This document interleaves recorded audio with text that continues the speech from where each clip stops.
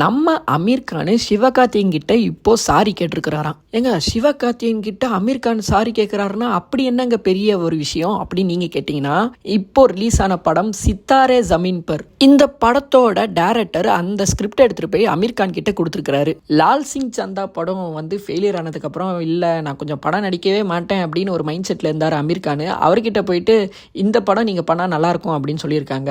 அவரும் அதை ஓகே அப்படின்னு சொன்னாரு. அதுக்கப்புறம் இல்லைங்க நான் படம் பண்ணல அப்படின்னு சொன்னதுக்கப்புறம் அட்லீஸ்ட் இந்த படத்துக்கு நீங்க ப்ரொடக்ஷன் ஆச்சு பண்ணுங்க அப்படின்னு சொல்லியிருக்காங்க.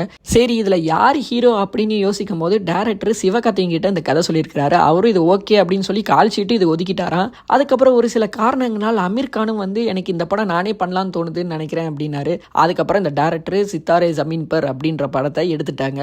இருந்தாலும் ஒரு கமிட்மெண்ட் கொடுத்துட்டாங்களே அப்படின்றதுக்காக அமீர் கானே நேரடியா சிவகார்த்திகேயன் கிட்ட சாரி அப்படின்னு கேட்டிருக்கிறாராம். எங்க இவ்வளவு உச்சகட்ட நடிகர் ஒரு மனுஷங்கிட்ட சாரின்னு கேட்கிறாருன்னா அப்ப அவரு எப்படிப்பட்ட ஒரு மனுஷனா இருப்பாரு நீங்க பாத்துக்கோங்க. ஒருவேளை இந்த படத்தை நம்ம சிவகார்த்திகேயன் பண்ணியிருந்தாலும் நன்றாக தான் இருந்திருக்கும் அப்படின்னு நாங்களும் ஃபீல் பண்றோம். நீங்க என்ன ஃபீல் பண்றீங்கன்றத சொல்லுங்க.